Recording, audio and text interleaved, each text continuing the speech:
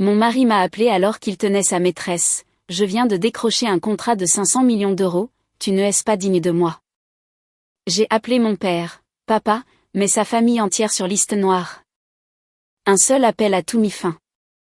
Le rire coquet d'une femme est parvenu à travers le téléphone, accompagné du léger froissement de draps de lit d'hôtel. Mon mari, Lucas, parlait d'une voix à 30% ivre et à 70% arrogante. Ces mots ont brisé le récepteur comme s'il jetait des ordures. Je viens de signer un contrat de 500 millions d'euros, a-t-il dit. Sophie, une femme comme toi dont les seules compétences sont de récurer la vaisselle et de laver les sols n'est plus digne de moi. Sois intelligente. Pars sans un sou et disparaît. J'étais accroupie sur le sol de la cuisine, mes doigts serrant toujours une éponge imbibée de liquide vaisselle.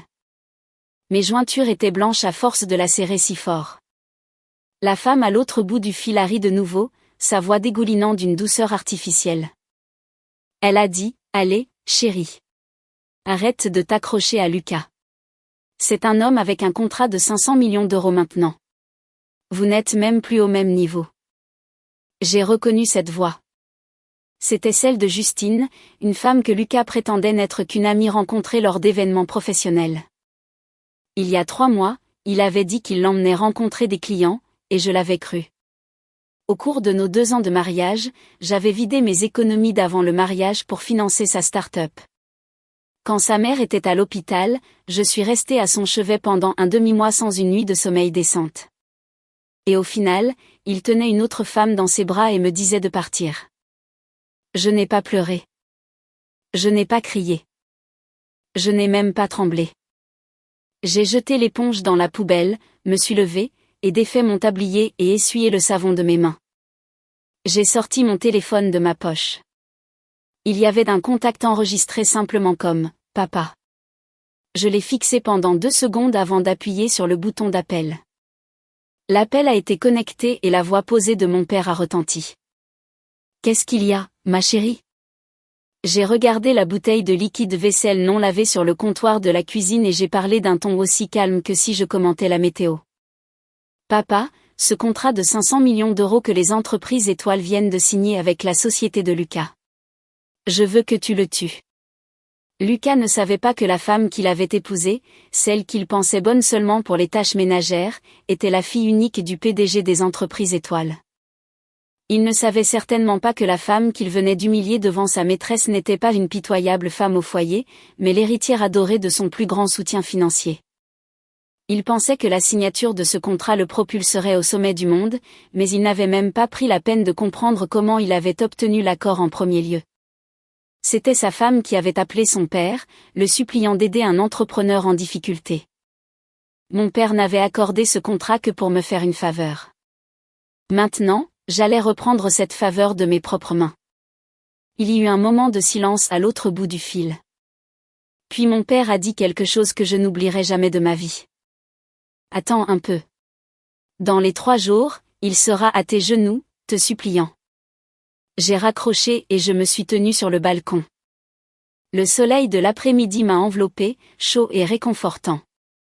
Mais je savais parfaitement qu'un hiver glacial et amer attendait Lucas. J'ai pris mon téléphone et réservé un billet en première classe pour ma ville natale le lendemain matin. Puis j'ai envoyé un SMS à mon avocat, « Prépare les papiers de divorce. Je veux chaque centime des biens matrimoniaux et je veux récupérer mon investissement initial avec intérêt. » Après avoir envoyé les messages, j'ai décroché notre photo de mariage encadrée du mur. Au dos du cadre était collé un Polaroid que nous avions pris à notre réception. Sur la photo, Lucas souriait doucement et j'avais l'air incroyablement douce. J'ai fixé la photo et j'ai murmuré, « Lucas, tu vas le regretter. » Mon vol était prévu pour le lendemain matin, mais je n'ai pas eu à attendre si longtemps pour le voir. Ce même après-midi, Lucas a ramené Justine à la maison. Il avait beaucoup bu, son visage rougi comme un homard bouilli. Il avait son bras fermement enroulé autour de la taille de Justine. Au moment où il a franchi la porte, il a jeté ses clés de voiture sur la table de l'entrée et m'a crié « Pourquoi es-tu encore là? Je ne t'ai pas dit de faire tes valises et de partir? Pourquoi traînes-tu encore ?» Justine se tenait à côté de lui, portant une robe de cocktail jaune vif. Ses cheveux étaient coiffés en grande vague glamour et ses ongles étaient peints en écarlate. Elle m'a regardé de haut en bas, ses yeux pleins de mépris, bien qu'elle ait fait semblant de paraître sympathique. Ma sœur, le statut de Lucas est différent maintenant. Rester ici ne fera que lui rendre les choses difficiles. Séparons-nous en bons termes. Combien d'argent veux-tu? Lucas ne te maltraitera pas. Elle a dit qu'il ne me maltraiterait pas, mais son ton sonnait comme si elle jetait de la monnaie à un mendiant. J'étais dans la cuisine à faire chauffer de la soupe. En entendant cela, j'ai éteint la cuisinière, pris ma tasse et suis sortie. J'ai regardé Lucas droit dans les yeux et j'ai parlé lentement et clairement. Premièrement, cette maison a été achetée après notre mariage, ce qui signifie que la moitié est à moi. Deuxièmement, le capital de démarrage de ta société est venu de mes économies, et tu vas le rembourser avec intérêt. Troisièmement, nous divorçons, mais ce n'est pas toi qui me jettes dehors. C'est moi qui te quitte. Mon avocat rédige déjà les papiers. Attends juste de les signer. Lucas s'est figé. Il ne s'attendait probablement pas à ce que je lui parle comme ça. Pendant 2 ans de mariage, j'avais été complètement obéissante. Tout ce qu'il disait était loi. Il pensait que j'étais toujours la faible qu'il pouvait modeler à sa guise. Justine a également été prise au dépourvu. Mais elle s'est rapidement accrochée au bras de Lucas et a joué l'impuissance. Lucas, regarde-la. Elle est si féroce. C'est toi qui ne veux plus d'elle, mais elle fait passer ça pour si elle te larguait. Déclenché par ces mots, le visage de Lucas est devenu encore plus rouge. Il a pointé un doigt vers mon nez et a crié « Sophie, ne pousse pas ta chance. J'ai acheté cette maison avec l'argent que j'ai gagné. Ça n'a rien à voir avec toi. Tu as dépensé toutes tes petites économies il y a des lustres et tu veux encore de l'argent? Laisse-moi te dire, si tu ne signes pas un accord de rupture à l'amiable, je m'assurerai que tu n'aies pas un seul centime. Tu me crois? » J'ai tenu ma tasse, pris une lente gorgée de soupe et les regardé comme un criquet sautillant. Soudain, j'ai souri. Le sourire a fait une pause à Lucas. J'ai dit, « Lucas, penses-tu vraiment que signer un contrat de 500 millions d'euros signifie que tu es tranquille pour la vie ?» Il a levé le menton et a ricané. « Bien sûr. Connais-tu seulement l'ampleur des entreprises étoiles? Ce seul contrat est suffisant pour me nourrir pendant une décennie. » J'ai hoché la tête, posé ma tasse et pris mon téléphone. Devant lui, j'ai composé un numéro et mis le haut-parleur.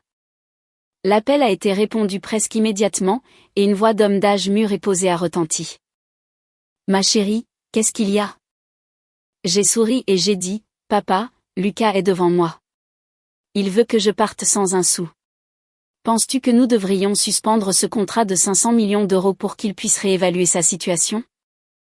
Il y eut 2 secondes de silence total au téléphone. Puis, la voix a répondu, « Le contrat a déjà été suspendu. Le service juridique s'en occupe. Les documents de conformité que sa société a soumis présentent de sérieuses irrégularités. Nous soupçonnons une falsification. J'ai déjà envoyé les auditeurs. Ne t'inquiète pas, ma chérie. Non seulement il n'aura pas un seul centime, mais il devra aussi recracher tout ce qu'il a gagné jusqu'à présent. » Avec un grand bruit, les clés de voiture sont tombées de la main de Lucas sur le parquet. Le visage de Justine est devenu complètement pâle et sa prise sur son bras s'est naturellement relâchée. Lucas a fixé mon téléphone, puis m'a fixé. Ses lèvres ont tremblé longtemps avant qu'il ne réussisse à sortir les mots « Qui est ton père ?»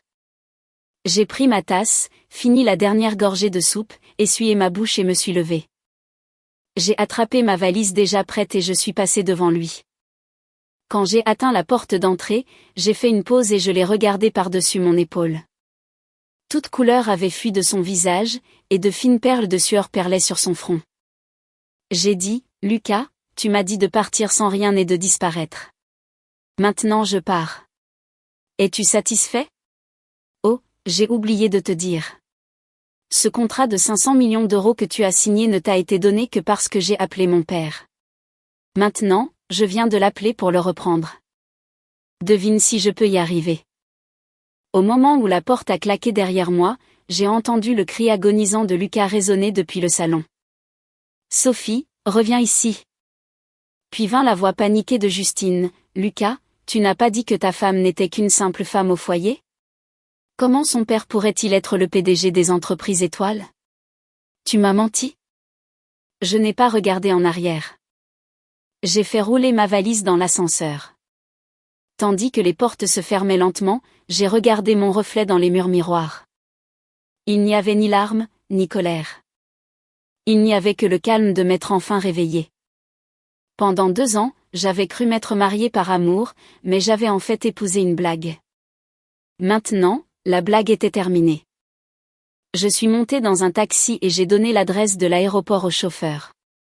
Dès que la voiture a quitté le quartier, mon téléphone a vibré sans relâche. C'étaient tous des appels de Lucas. Je n'en ai pas répondu un seul. Puis les SMS ont commencé à affluer. Le premier disait « Chérie, j'ai eu tort. J'ai trop bu et j'ai dit des bêtises. S'il te plaît, ne le prends pas au sérieux. » Le second disait « Justine n'est qu'une associée. Il n'y a rien entre nous. Ne te méprends pas. » Le troisième disait « S'il te plaît, dis à ton père de ne pas suspendre le contrat. Si cet accord échoue, je suis fini. » Le quatrième disait « Sophie, je te supplie. Pour le bien de notre mariage, s'il te plaît, aide-moi. » Je les ai lus un par un sans répondre, puis j'ai jeté mon téléphone dans mon sac à main. J'ai posé ma tête contre la vitre, regardant les rues de la ville défiler. J'avais parcouru ces rues pendant 2 ans, faisant les courses, le cherchant après les dîners d'affaires, prenant soin de sa mère malade. Je pensais que mes sacrifices seraient récompensés, que son affection pour moi était réelle. Mais cet appel téléphonique aujourd'hui m'a fait l'effet d'un seau d'eau glacée versé directement sur ma tête. J'ai enfin vu clairement qu'il ne m'avait jamais respecté. Il m'a traité comme un chiffon jetable. Il voulait me jeter au moment où il sentait qu'il n'avait plus besoin de moi. Quand je suis arrivée à l'aéroport et que je me suis assise dans la salle d'embarquement, mon téléphone a sonné à nouveau. Cette fois, c'était Justine. J'ai hésité un instant avant de répondre. La voix de Justine est parvenue, tremblante et proche des larmes, complètement différente de la femme arrogante qu'elle avait été quelques heures plus tôt. « Sophie, je suis tellement désolée. Je ne savais vraiment pas pour ta connexion avec les entreprises étoiles. Lucas ne me l'a jamais dit. Nous sommes vraiment juste des amis normaux. Il a trop bu aujourd'hui et a dit toutes ces choses folles. S'il te plaît, ne le prends pas à cœur. Pourrais-tu s'il te plaît dire un mot à ton père et lui dire de ne pas annuler le contrat? Si ce contrat disparaît, la société de Lucas est morte et je ne saurais pas comment lui expliquer. » En l'écoutant divaguer hypocritement, j'ai failli éclater de rire. Des amis normaux. Une amie normale rirait elle au téléphone et m'appellerait elle, ma sœur? Une amie normale s'accrocherait elle à son bras et l'appellerait elle par son prénom si intimement? Une amie normale laisserait-elle un homme la tenir pendant qu'il appelle sa femme pour lui dire de partir? J'ai parlé d'un ton neutre. Justine, je me fiche de ta relation avec Lucas. Quant au contrat, c'est des affaires. Je n'ai pas mon mot à dire dans la société de mon père. Si tu te sens lésé, va pleurer auprès de Lucas. Ne me dérange pas. J'ai raccroché et bloqué son numéro. Quand mon vol a atterri, il faisait déjà nuit. Je suis sortie du terminal des arrivées et j'ai immédiatement repéré la voiture de mon père garée sur le trottoir. Georges, le chauffeur de la famille, se tenait près du véhicule. Dès qu'il m'a vu, il s'est dépêché de prendre mes bagages. « Mademoiselle Sophie, votre père vous attend à la maison. Il a annulé toutes ses réunions du soir et a dit qu'il allait vous préparer le dîner lui-même. » Mon cœur s'est réchauffé et mes yeux ont piqué. Depuis que j'étais petite fille, mon père ne m'avait jamais laissé subir la moindre injustice. Mais au cours des 2 dernières années, j'avais épousé Lucas contre son meilleur jugement. Il n'avait pas dit grand-chose à voix haute, mais je savais que cela lui avait brisé le cœur. Quand je suis entrée dans la maison, mon père était occupé dans la cuisine spacieuse. Il portait un tablier et ses lunettes de lecture, plaçant des steaks assaisonnés dans une poêle en fonte chaude. Il a levé les yeux et m'a fait un doux sourire. « Tu es rentré. Va te laver les mains. Le steak et la purée de pommes de terre sont presque prêts. » Je me suis tenue au bord de la cuisine, regardant les cheveux gris de mon père. Les larmes que j'avais retenues toute la journée ont finalement coulé. En entendant mes reniflements, il s'est retourné, a poussé un soupir lourd et s'est approché pour me tapoter l'épaule. Ça va, arrête de pleurer. Tu es à la maison maintenant. Ne t'inquiète plus pour cette situation avec Lucas. Papa s'en occupera pour toi. J'ai essuyé mes larmes et j'ai secoué la tête. Papa, tu n'as pas besoin de t'en occuper pour moi. Je vais le faire moi-même. Ne pense-t-il pas que signer un contrat de 500 millions d'euros le rend intouchable? Alors je vais le faire regarder exactement comment ce contrat disparaît. Ne pense-t-il pas que je ne suis pas digne de lui? Alors je vais lui montrer qui est vraiment indigne de qui. Mon père m'a regardé un long moment, puis a hoché la tête. Il n'a rien dit d'autre et est retourné à la cuisinière, mais je pouvais voir le léger sourire sur ses lèvres. C'était le sourire fier d'un père regardant sa fille enfin grandir. Après le dîner, je me suis assise dans le bureau, j'ai ouvert mon ordinateur portable et j'ai commencé à fouiller tous les dossiers financiers de la société de Lucas au cours des 2 dernières années. Quand il a lancé son entreprise, c'est moi qui l'ai aidé à enregistrer la SARL. J'ai trouvé son comptable. Je l'ai mis en contact avec ses premiers clients. Cette entreprise portait mes empreintes partout. Je connaissais toutes ses ressources clients, ses flux de trésorerie et ses manœuvres louches en coulisses. J'avais juste été trop paresseuse pour déterrer le passé. Mais maintenant, je n'allais pas me retenir. J'ai veillé toute la nuit et j'ai découvert 3 problèmes majeurs. Premièrement, les états financiers que sa société a soumis l'année dernière étaient fortement gonflés. Il avait exagéré ses revenus de 40% pour obtenir des prêts commerciaux à faible taux d'intérêt de la banque. Deuxièmement, lui et Justine n'étaient définitivement pas des amis normaux. Il y a 6 mois, il a utilisé les fonds de l'entreprise pour acheter un appartement de luxe au nom de Justine, le comptabilisant comme des frais de représentation professionnelle. Troisièmement, les documents de conformité qu'il a utilisés pour soumissionner pour le contrat des entreprises étoiles étaient absolument falsifiés. Il avait littéralement copié l'historique de projet d'une autre entreprise et y avait apposé son propre logo. J'ai organisé toutes ces preuves, les ai triées en 3 dossiers distincts et les ai enregistrées sur 3 clés USB. Au lever du jour, j'ai envoyé un message à Arthur, le conseiller juridique des entreprises étoiles, détaillant exactement comment Lucas avait falsifié ses qualifications. Arthur a répondu rapidement, « Mademoiselle Sophie, ces éléments sont plus que suffisants. Nous émettrons l'avis de résiliation formelle ce matin même et le signalerons aux autorités de régulation fédérale. » J'ai ensuite envoyé un message au directeur de la banque commerciale qui avait traité les prêts de Lucas, quelqu'un à qui je l'avais initialement présenté. Je lui ai demandé s'il était au courant des chiffres de revenus gonflés. Le directeur était un homme astucieux. Il a compris immédiatement et a répondu, « Reçu. Je vais examiner la question », a-t-il ajouté. Ne vous inquiétez pas, mademoiselle Sophie. La banque ne fait pas affaire avec des fraudeurs. Au moment où j'ai terminé, le soleil était pleinement levé.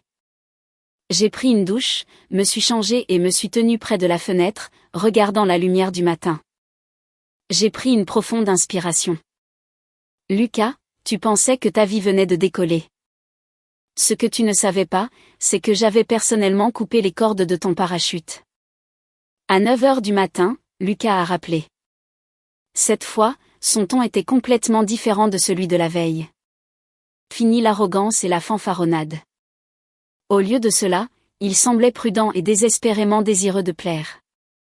Sophie, où es-tu allée hier soir? Je t'ai cherché partout. J'ai appelé tellement de fois et tu n'as pas répondu. J'étais folle d'inquiétude. Je me suis penchée sur le canapé et j'ai parlé d'un ton neutre. Je suis dans la propriété de mes parents. Tu n'as pas à t'inquiéter. Lucas a rapidement répondu. Alors je viendrai te chercher. Parlons d'hier. J'ai vraiment trop bu. Il n'y a absolument rien entre Justine et moi. C'est juste quelqu'un que je connais dans l'industrie. Ne te fais pas d'idées. Rentrons à la maison. D'accord. En l'écoutant, je n'ai ressenti qu'un dégoût absolu. Hier, il m'a dit de partir et aujourd'hui il me suppliait de rentrer. Il a changé d'avis si vite. J'ai dit, Lucas, ne te donne pas la peine de venir me chercher. Je ne reviendrai pas. Les papiers de divorce ont été envoyés à ton adresse email. Lis-les quand tu auras le temps. Signe-les et envoie-les-moi par courrier. Lucas a paniqué. Divorce? Qui a parlé de divorce? Je n'ai jamais accepté un divorce. Sophie, arrête de faire une crise. Pouvons-nous simplement reprendre nos vies? J'ai laissé échapper un bref rire. Lucas, quand tu avais ton bras autour de Justine et que tu as appelé pour me dire que je n'étais pas digne de toi et que je devais partir sans un sou, ce n'est pas ce que tu as dit.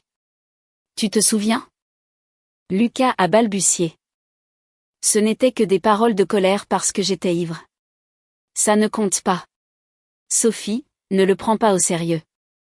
J'ai dit, tu as peut-être parlé de colère, mais moi, je le prends très au sérieux. J'ai décidé de divorcer de toi. Peu importe que tu signes les papiers ou non. J'irai devant les tribunaux. Au fait, les entreprises étoiles auraient dû t'envoyer la lettre de résiliation officielle maintenant. Tu ne l'as pas reçue? Le téléphone est soudainement resté silencieux. Quelques secondes plus tard, j'ai entendu la respiration de Lucas devenir lourde et frénétique. Il a baissé la voix et a demandé, « Qu'est-ce que tu veux dire ?» J'ai dit, exactement ce que ça veut dire. Je te préviens juste que ton contrat de 500 millions d'euros est nul. Parce que tu as falsifié tes documents de conformité, les entreprises étoiles non seulement annulent le partenariat, mais te signalent également aux commissions de réglementation. Tu ferais mieux de te préparer. Ta vie est sur le point de devenir très difficile. Sophie. La voix de Lucas a soudainement monté d'un octave, remplie d'une désespérance frénétique, presque insensée. Es-tu folle? J'ai passé 6 mois à négocier cet accord. As-tu une idée de tout ce que j'ai sacrifié pour ça et tu l'as ruiné avec une seule phrase? Es-tu même ma femme? J'ai répondu calmement. Lucas, quand tu m'as dit de partir hier, pourquoi ne t'es-tu pas souvenu que j'étais ta femme? Quand tu as acheté un appartement pour Justine avec l'argent de l'entreprise, pourquoi ne t'es-tu pas souvenu que j'étais ta femme? Quand tu as commis une fraude bancaire en falsifiant les revenus pour des prêts, pourquoi ne t'es-tu pas souvenu que j'étais ta femme? Maintenant tu veux parler d'être mon mari? Il est trop tard. Un bruit violent a retenti à travers le haut-parleur, comme un téléphone jeté contre un mur. Puis j'ai entendu Lucas jurer, suivi de la voix paniquée de Justine. Lucas, qu'est-ce qui t'arrive? Arrête. Tu me fais peur. Je n'ai pas écouté le reste. J'ai mis fin à l'appel. Au cours des 3 jours suivants, Lucas s'est comporté comme un fou, m'appelant et m'envoyant des messages constamment. J'ai tout ignoré. Il est allé dans le hall du siège social de mon père, suppliant de parler au cadre, mais les agents de sécurité l'ont jeté dehors. Il est allé voir le directeur de la banque, suppliant d'obtenir une ligne de crédit d'urgence pour maintenir son entreprise à flot. Le directeur lui a dit que le service de gestion des risques examinait ses dossiers et que tous les fonds étaient gelés. Il est allé voir ses fournisseurs, les suppliant de lui avancer des matériaux à crédit afin qu'il puisse exécuter ses commandes plus petites. Les fournisseurs lui ont dit, « Écoute, Lucas, ce n'est pas que nous ne voulons pas l'aider, mais tu n'as toujours pas payé tes factures précédentes. Nous ne pouvons pas prendre ce risque. » Au 4e jour, sa société s'est complètement arrêtée. Il ne pouvait pas payer les salaires. Les collecteurs de dettes envahissaient son bureau et la banque était sur son dos. Il m'a envoyé un énorme bloc de texte. L'essentiel était qu'il reconnaissait ses torts. Il n'aurait jamais dû se mêler à Justine et il n'aurait jamais dû mentionner le divorce. Il m'a supplié de le laisser tranquille. Il a dit qu'il était prêt à me donner la maison, les voitures et toutes ses parts dans l'entreprise. Tout ce qu'il voulait, c'était que je demande à mon père de rétablir le contrat. Je n'ai pas répondu. Au lieu de cela, j'ai fait une capture d'écran du message et l'ai transmise à mon avocat. Mon avocat m'a dit que ce message servait d'excellente preuve de son inconduite conjugale, ce qui nous favoriserait grandement dans le partage des biens. Le 5e jour, je suis retourné dans la ville que nous partagions. Non pas pour Lucas, mais pour finaliser la paperasse. J'ai pris rendez-vous avec mon avocat dans un café du centre-ville. Au moment où je me suis assise, Lucas, d'une manière ou d'une autre, découvert où j'étais et est entré en trombe. Il portait une chemise froissée, mal rasée, avec des yeux cernés et fatigués. Il ne ressemblait en rien au PDG arrogant d'il y a 5 jours. Il s'est précipité vers moi et est presque tombé à genoux devant moi. Sophie, s'il te plaît. Je sais vraiment que j'ai eu tort. Rétablis juste le contrat. J'accepterai tout ce que tu voudras. Si tu veux divorcer, je signerai. Tu peux avoir tous les biens. Supplie juste les entreprises étoiles de ne pas porter plainte pour les documents falsifiés. Sinon, je vais vraiment aller en prison. En le regardant dans cet état pathétique, je ne ressentais absolument rien. Je me suis souvenu d'il y a 5 ans quand il a tenu ma main pour la première fois et a promis de bien me traiter pour le reste de sa vie. Je me suis souvenu d'il y a 3 ans quand il a glissé une bague en diamant à mon doigt et m'a appelé la personne la plus importante du monde. Je me suis souvenu d'il y a 2 ans, à notre mariage, pleurant alors qu'il me remerciait de l'avoir épousé, promettant de passer sa vie à me rendre ma gentillesse. Mais je me suis aussi souvenu d'il y a 5 jours quand il tenait une autre femme et me disait que j'étais indigne. Je me suis souvenu comment il a pris mes économies pour acheter un appartement de luxe à sa maîtresse. Je me suis souvenu comment lui et Justine se sont moqués de moi au téléphone. Je me suis souvenu de l'arrogance pure dans sa voix quand il m'a dit de partir sans rien. J'ai pris mon café, j'ai pris une gorgée et je l'ai regardé.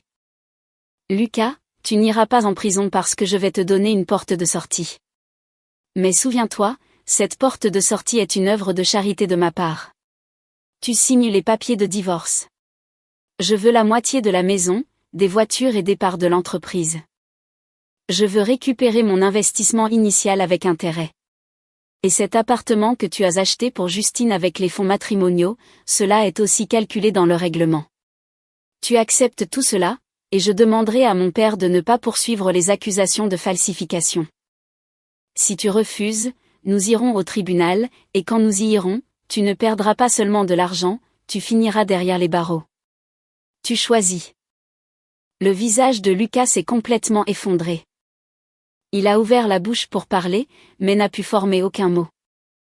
Finalement, il a juste hoché la tête. Le voyant céder, je me suis levée, j'ai attrapé mon sac à main et je me suis tournée pour partir. Il a appelé derrière moi. Sophie, es-tu vraiment si cruelle? J'ai arrêté de marcher mais ne me suis pas retournée. Lucas, je ne suis pas cruelle. Tu m'as trahi en premier. Je me protège simplement. En sortant du café, le soleil était aveuglant. J'ai plissé les yeux et suis montée dans un taxi qui attendait. Tandis que la voiture traversait les rues familières, j'ai soudain réalisé que cette ville ne représentait plus rien pour moi. J'ai sorti mon téléphone et j'ai envoyé un message à mon père. Papa, tout est réglé. Je rentre demain. Mon père a répondu par un seul mot, bien. Le lendemain, assise dans l'avion et regardant les nuages par la fenêtre, je me sentais incroyablement légère. Je pensais que j'aurais le cœur brisé. Après tout, c'était 2 ans de mariage, 2 ans de dévotion sincère. Mais une fois que je me suis vraiment éloignée, j'ai réalisé à quel point il était exaltant de s'éloigner de quelqu'un qui n'en valait pas la peine. Lucas a perdu son contrat de 500 millions d'euros. Il a perdu la moitié de ses parts dans l'entreprise. Il a perdu la maison et les voitures. Il a perdu tout ce qu'il pensait tenir fermement. Et Justine, elle pensait avoir accroché une proie riche, pour découvrir que l'homme était pourri de l'intérieur. L'appartement de luxe à son nom a été saisi par les tribunaux. Elle s'est retrouvée sans même un endroit où dormir. Le karma finit toujours par collecter ses dettes. Il est juste arrivé plus vite pour eux que je ne l'avais prévu. Après être revenu auprès de mon père, j'ai officiellement commencé à prendre en charge les opérations de l'entreprise. Mon père vieillissait et voulait depuis longtemps que je prenne les rênes. Auparavant, j'étais si têtue à vouloir être une bonne épouse pour Lucas que mon père avait finalement cédé et m'avait laissé partir. Maintenant, je comprenais enfin.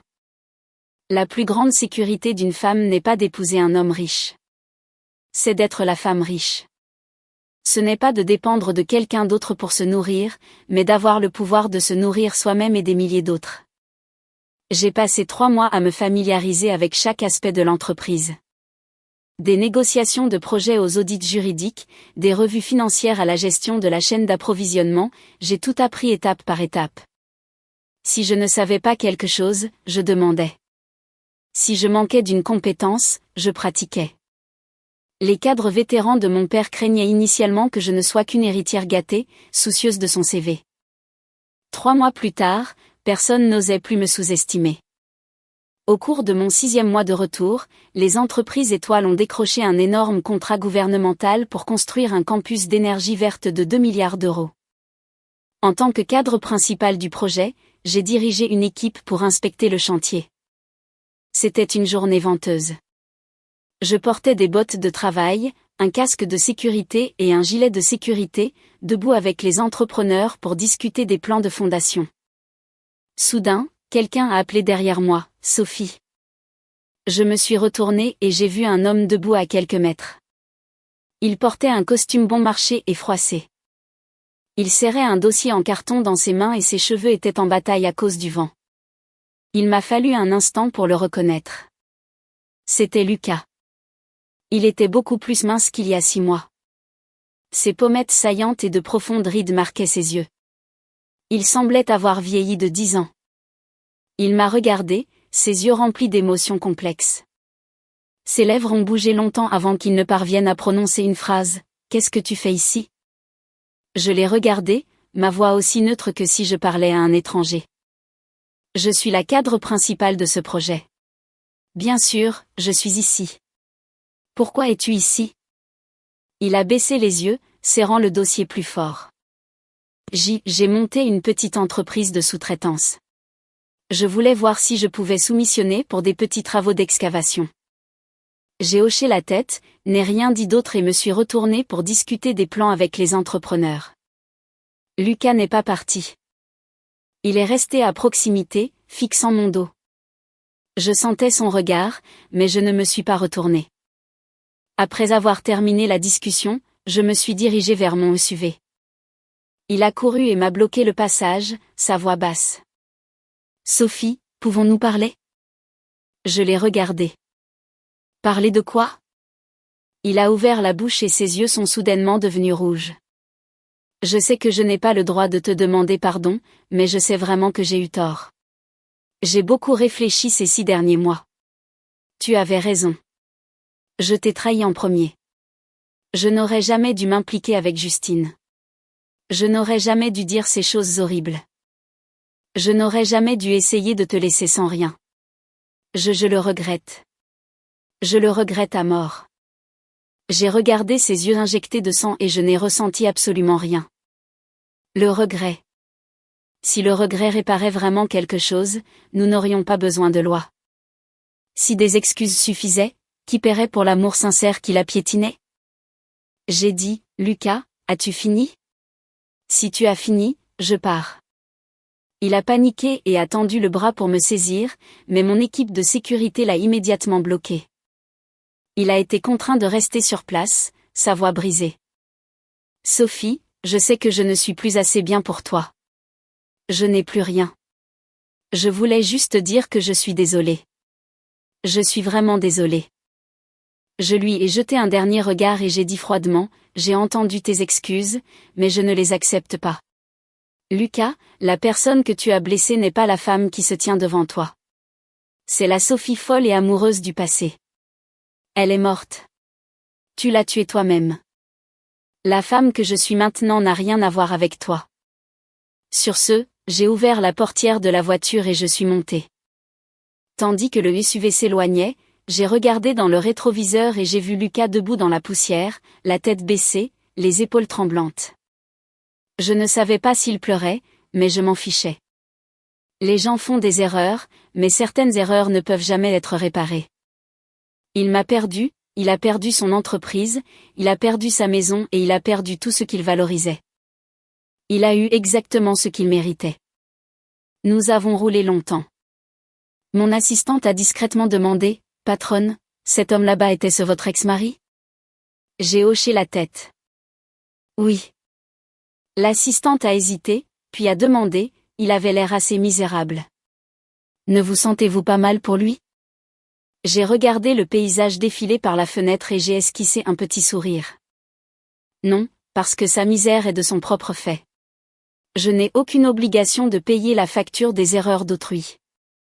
Alors que la voiture traversait le centre-ville, j'ai soudain aperçu une silhouette familière près d'une zone commerciale. Justine portait un pull à capuche gris terne, ses cheveux attachés en une queue de cheval désordonnée, accroupie devant une épicerie bon marché. Elle grignotait un bagel rassis. À côté d'elle se trouvait un sac d'épicerie en plastique contenant quelques bouteilles d'eau et des nouilles instantanées bon marché. Elle avait l'air d'avoir au moins 5 ans de plus qu'il y a 6 mois. Son maquillage épais avait disparu, ses ongles étaient nus, et elle semblait complètement vaincue, loin de la maîtresse glamour qu'elle était autrefois. J'ai dit au chauffeur de s'arrêter. J'ai baissé la vitre et je l'ai regardée. Elle a levé les yeux et m'a vue. Elle s'est figée, la panique traversant ses yeux, et a rapidement baissé la tête, cachant le bagel derrière son dos comme si elle était terrifiée que je voie à quel point elle était tombée. Je ne l'ai pas humiliée. Je n'ai pas lancé d'insultes. Je l'ai juste regardée pendant quelques secondes, puis j'ai remonté la vitre et j'ai dit au chauffeur de continuer. Tandis que la voiture accélérait, un vieux dicton m'a traversé l'esprit, on récolte ce que l'on sème. Lucas a semé la trahison et a récolté la faillite. Justine a semé la cupidité et a récolté la pauvreté. Ils pensaient qu'avoir 500 millions d'euros les rendait invincibles. Ils pensaient pouvoir piétiner ma dignité et me jeter comme une ordure. Ce qu'ils ne savaient pas, c'est que l'ordure qu'ils avaient jetée était faite d'or. Et ce qu'ils chérissaient était la vraie poubelle. Dans les jours qui ont suivi, Lucas a essayé de me retrouver plusieurs fois. Parfois devant la tour d'affaires, parfois dans le parking souterrain, parfois devant des restaurants où j'avais des déjeuners d'affaires. Chaque fois, il était impeccablement vêtu, ses cheveux parfaitement coiffés, essayant désespérément de prouver qu'il était toujours un homme respectable. Mais je savais que sa respectabilité avait disparu depuis longtemps. Sa minuscule nouvelle entreprise peinait à peine à obtenir suffisamment de petits boulots pour payer ses repas, sans parler de son loyer. Un jour, il m'a accosté devant mon immeuble de bureau, tenant un bouquet de roses rouges sang. Il me les a offertes avec un sourire pathétique et avide. « Sophie, elles sont pour toi. Joyeux anniversaire. » J'ai jeté un coup d'œil aux fleurs mais ne les ai pas prises. Il a dit, « Je savais que c'était ton anniversaire aujourd'hui. Je le fêtais avec toi chaque année, et je ne voulais pas manquer celui-ci. Nous avons été mariés une fois. Même si nous sommes divorcés, nous pouvons toujours être amis, n'est-ce pas ?» Je l'ai regardé et j'ai trouvé ça presque risible. Il pensait qu'un couple divorcé pouvait simplement être amis. Il pensait qu'un bouquet de fleurs pouvait effacer tous les dégâts. Il pensait que dire « Joyeux anniversaire » me ferait oublier qu'il avait dit « Tu n'es plus digne de moi ». Je n'ai pas pris les fleurs et je n'ai pas réagi. J'ai juste tourné les talons et me suis dirigée vers le hall. Il a crié derrière moi « Sophie, es-tu vraiment si froide ? Tu n'accepteras même pas mes fleurs. » Je me suis arrêtée, me suis retournée et j'ai articulé chaque mot. « Lucas, nous ne sommes pas amis, et nous ne le serons jamais. Arrête de venir me chercher. Je ne veux pas que la sécurité te traîne dehors. » Son visage est devenu rouge vif. Ses lèvres ont tremblé, mais aucun mot n'est sorti. Il est resté dehors, derrière les portes vitrées, tenant le bouquet comme un clown, tandis que les passants montraient du doigt et chuchotaient. Il a baissé la tête, a jeté les fleurs dans une poubelle voisine et est parti. En le regardant partir, je n'ai ressenti aucune sympathie, aucune tristesse, juste le profond soulagement d'une clôture totale. À partir de ce jour, Lucas ne m'a plus jamais cherché. Il a dû apprendre d'une manière ou d'une autre que j'avais repris l'entreprise et que j'étais devenue l'une des plus jeunes PDG de l'industrie, gérant des milliards d'euros de projets. Il a dû voir ma photo en couverture de magazines financiers, portant un blazer élégant avec un regard d'acier, ne ressemblant en rien à la femme qui nettoyait autrefois ses comptoirs de cuisine. Plus tard, j'ai entendu de Madame Dupont, mon ancienne voisine de la banlieue, que la petite entreprise de Lucas avait complètement fait faillite. Il était noyé sous les dettes et son appartement avait été saisi. Ses parents sont venus de leur ville natale et l'ont réprimandé pour être une honte, lui criant que s'il avait juste été un bon mari pour moi, il n'aurait jamais fini dans ce cauchemar. Justine s'était enfuie il y a longtemps. La rumeur disait qu'elle était retournée dans sa ville natale rurale et avait épousé un chauffeur de poids lourd vivant au jour le jour. Au téléphone, Madame Dupont a dit « Sophie, tu leur as vraiment montré. Quand Lucas t'a traité comme ça, nous, tous les voisins, étions furieux pour toi. Maintenant, regarde-toi. Tu es une grande patronne et il est un rat dans le caniveau. C'est le karma. » J'ai souri. Madame Dupont, ce n'est pas le karma. Ce ne sont que les conséquences de ses propres actions. Je n'ai jamais eu l'intention de le ruiner. J'ai juste choisi de me protéger quand j'ai été attaquée. Après avoir raccroché, je me suis tenue près des fenêtres pleine hauteur de mon bureau, regardant le panorama de la ville. Le coucher de soleil peignait le ciel en orange comme une immense peinture à l'huile. Je me suis souvenu de la version de moi-même d'il y a 2 ans, nettoyant la vaisselle dans la cuisine. Je me suis souvenu de l'appel téléphonique qui avait brisé ma réalité et de l'homme qui m'avait dit de disparaître. À l'époque, je pensais que le ciel tombait. Je pensais que ma vie était finie. Je pensais que je ne pourrais jamais me relever. Mais je ne me suis pas effondrée. Je me suis levée et je me suis tenue plus droite que quiconque. La plus grande réussite d'une femme n'est pas de bien se marier, mais d'avoir la capacité de construire une vie magnifique même après avoir été trahie. Je ne suis pas arrivée là où je suis juste grâce à mon père. Il m'a donné la plateforme, mais j'ai gravi chaque marche moi-même. Le contrat de 500 millions d'euros que Lucas a perdu était un contrat que je lui avais donné et que je pouvais reprendre. Il pensait avoir gravi l'échelle lui-même, ne réalisant pas que c'était moi qui la tenais fermement tout ce temps. Mon premier anniversaire sans Lucas, je l'ai passé seul. J'ai acheté un bouquet de tournesols et je les ai mis dans un vase dans le salon. Je me suis préparé un festin. Steak, asperges rôties, chaudrées de palourdes et une salade fraîche. Je me suis assise à table, je me suis versé un verre de vin et j'ai murmuré « Joyeux anniversaire, Sophie. Merci d'avoir enfin ouvert les yeux. » Plus tard, j'ai rencontré beaucoup d'hommes et refusé de nombreux prétendants. Certains étaient jeunes et ambitieux. Certains étaient mûrs et stables. Certains étaient doux et gentils. Mais je ne me suis plus facilement donné. Non par peur, mais parce que j'avais enfin compris que le plus grand bonheur d'une femme ne vient pas de trouver un homme pour la compléter. Il vient d'être complète par soi-même. Quand on est assez forte, on n'a besoin de personne. On devient sa propre montagne. J'ai entendu dire que Lucas avait finalement trouvé un emploi de manœuvre sur les quais de la côte méditerranéenne. On disait qu'il transportait des caisses toute la journée pour à peine le salaire minimum. Ses mains étaient couvertes de callosité. Son visage était bronzé et marqué par les intempéries. Il ne ressemblait en rien à l'ambitieux cadre qu'il était autrefois. Les gens disaient que quand il était ivre, il étreignait un poteau téléphonique et pleurait, criant mon nom. Il disait qu'il posait des questions sur moi, et quand il a appris que j'étais la PDG des entreprises étoiles, il est resté hébété, puis s'est assis dans la terre et a pleuré pendant des heures. En entendant cela, je n'ai ressenti aucune vindicte ni pitié. J'ai juste senti que c'est ainsi que la vie fonctionne. Chacun paie le prix de ses choix. Il a choisi la trahison, l'humiliation et de me traiter comme une ordure. Tout ce qu'il souffrait maintenant était exactement ce qu'il avait mérité. Et Justine, la maîtresse, j'ai entendu dire que sa vie avec le chauffeur de camion était misérable. L'homme avait un problème de jeu et la battait quand il perdait.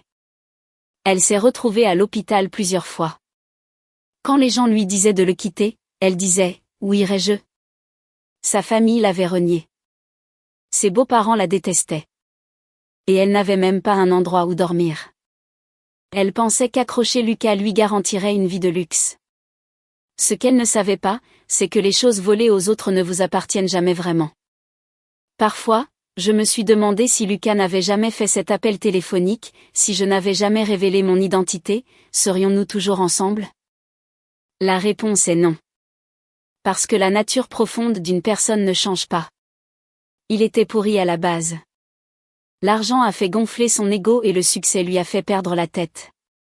S'il ne m'avait pas trahi alors, il l'aurait fait plus tard. S'il ne m'avait pas dit de disparaître ce jour-là, il l'aurait fait le lendemain. Cet appel téléphonique l'a juste exposé plus tôt. En y regardant de cette façon, je devrais en fait le remercier. Le remercier d'avoir fait cet appel et de m'avoir montré ses vraies couleurs. Le remercier de m'avoir dit de disparaître pour que je puisse recommencer. Le remercier pour sa trahison, qui m'a appris que la seule vraie dépendance d'une femme est elle-même. Maintenant, je travaille 12 heures par jour. Je gère des milliers d'employés. Je gère des milliards en contrats et traite avec les meilleurs esprits de toutes les industries. J'ai étendu l'entreprise sur les marchés internationaux, triplé notre chiffre d'affaires annuel et propulsé les entreprises étoiles dans le top 3 des sociétés nationales. Un magazine financier m'a interviewé sous le titre « De femme au foyer à PDG d'1 milliard d'euros, son retour en 2 ans ». J'ai lu l'article, souri au journaliste et j'ai dit « Ce n'a jamais été un retour. J'ai juste appris à voler en étant poussé d'une falaise ». Le journaliste a utilisé cette citation comme slogan pour le numéro. Les gens l'ont partagée partout. Ils l'ont qualifiée d'inspirante, mais seul moi savais à quel point cela avait fait mal au moment où j'avais pris mon envol. Mais après la douleur est venue une renaissance complète. Je raconte cette histoire non pas pour me plaindre et non pas pour me venger. Je veux juste dire à quiconque traverse quelque chose de similaire, peu importe à quel point c'est difficile en ce moment, ne t'abandonne pas. Être trahi n'est pas terrifiant. Ce qui est terrifiant, c'est de croire que l'on mérite d'être trahi. Être blessé n'est pas terrifiant. Ce qui est terrifiant, c'est d'accepter cette douleur comme sa normalité. Tu n'es l'accessoire de personne. Tu n'es pas un chiffon jetable. Tu n'es pas une ordure à jeter. Tu es ta propre lumière et tu peux illuminer ton propre chemin. Le jour où les tribunaux ont officiellement saisi les derniers biens de Lucas, je dirigeais une réunion du conseil d'administration. Mon assistante Chloé est entrée discrètement et m'a murmuré à l'oreille « Patronne, les biens de Lucas ont été entièrement saisis. Les huissiers viennent de vider son ancien appartement. » J'ai hoché la tête et lui ai fait signe de partir. Après la réunion, je me suis tenue seule dans mon bureau, regardant le ciel couvert. Mon téléphone a vibré. C'était un SMS d'un numéro inconnu. Sophie, c'est Lucas. Je sais que tu ne veux pas me parler, mais je voulais quand même dire que je suis désolée. Si je pouvais tout refaire, je ne t'aurais jamais traité comme ça. J'espère que tu auras une vie heureuse. J'ai fixé le texte pendant un long moment. Puis j'ai pris le téléphone, j'ai appelé mon service de sécurité et j'ai dit, tracez l'origine de ce SMS et bloquez le numéro. Je ne veux plus jamais de message de sa part. Oui, bloquez tout. J'ai raccroché, posé le téléphone et me suis dirigé vers la fenêtre. Le ciel s'était éclairci sans que je le remarque. La lumière du soleil perçait les nuages, peignant la ville en or. J'ai regardé la lumière et j'ai souri. Lucas, tu as demandé ce que je ferais si je pouvais tout refaire. Je vais te le dire, si je pouvais tout refaire, je ne t'aurais jamais rencontré. Mais puisque la vie n'offre pas de reprise, je ne regrette pas de t'avoir connu parce que tu m'as enseigné la leçon la plus importante du monde. La seule personne qui ne te trahira jamais, c'est toi-même. T'aimer est plus important que tout. Ce soir-là, j'ai reçu un email inattendu. L'expéditeur était un nom que je ne reconnaissais pas, mais il y avait en pièce jointe une image d'un virement bancaire. Le montant était de 300 000 €. Le destinataire était la société de Lucas. L'expéditeur était une société écran. La date du virement était exactement 3 jours avant que Lucas ne me dise qu'il avait signé le contrat de 500 millions d'euros. Mon doigt s'est figé sur la souris. Mon esprit s'est emballé alors que je fixais le reçu.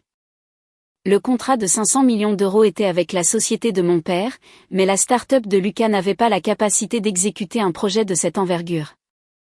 Il aurait eu besoin d'un capital initial massif pour même commencer. Qui lui a viré 300 000 €? Pourquoi, 3 jours avant la signature du contrat? Qu'y avait-il d'autre de caché dans l'ombre? J'ai pris mon téléphone et j'ai appelé Arthur, le conseiller juridique. Arthur, j'ai besoin que tu fasses une vérification d'antécédents sur quelqu'un. Récupère tous les dossiers d'entreprise et financiers liés à cette personne. Oui, cela concerne le contrat que nous avons donné à Lucas. Arthur a demandé, Mademoiselle Sophie, que soupçonnez-vous? Je me suis penchée en arrière sur ma chaise, regardant le ciel s'assombrir dehors. J'ai dit lentement, je soupçonne que cet accord de 500 millions d'euros n'a jamais été négocié par Lucas du tout. Quelqu'un d'autre tirait les ficelles. Arthur est resté silencieux un instant avant de répondre, compris. Je vais mettre une équipe dessus immédiatement. Après avoir raccroché, je suis resté complètement immobile. Les lumières de la ville ont commencé à scintiller dehors. Je me suis souvenu du ton de Lucas ce jour-là. Si suffisant, si arrogant, si euphorique, avec la conviction qu'il avait enfin conquis le monde. Il pensait avoir obtenu cet accord massif par son propre mérite. Mais si tout cela était un piège tendu par quelqu'un d'autre? Et s'il n'était qu'un pion? Si c'était vrai, alors déchirer le contrat ne l'a pas ruiné. Cela l'a en fait sauvé. J'ai pensé à Justine. J'ai pensé au moment de son apparition et à la façon dont l'ego de Lucas avait gonflé au moment où ils se sont mis ensemble. Était-elle vraiment juste une maîtresse croqueuse de diamants? Ou était-elle placée par quelqu'un avec un motif ultérieur? Une simple vendeuse de cosmétiques ne pouvait pas faire le genre de promesse qui convaincrait Lucas de me divorcer immédiatement. Plus j'y pensais, plus les choses ne collaient pas. J'ai appelé mon père. Papa, je soupçonne que quelqu'un a manipulé le contrat de 500 millions d'euros de Lucas en coulisses. Repense. Comment exactement ce contrat est-il arrivé sur son bureau? Qui l'a recommandé? Mon père a fait une pause, puis a dit, c'était un ancien associé à moi, Richard Dubois. Il dirige Dubois Construction. Est-ce qu'il connaît Lucas? J'ai demandé. Je n'en suis pas entièrement sûr, a dit mon père. Mais à l'époque, Richard m'a dit que Lucas était un jeune homme prometteur avec beaucoup de dynamisme et qu'il méritait sa chance. Richard Dubois. J'ai rapidement passé en revue le cercle social de Lucas dans ma tête. Il connaissait effectivement un Richard Dubois dans le bâtiment. Lucas m'avait même emmené dîner avec lui une fois.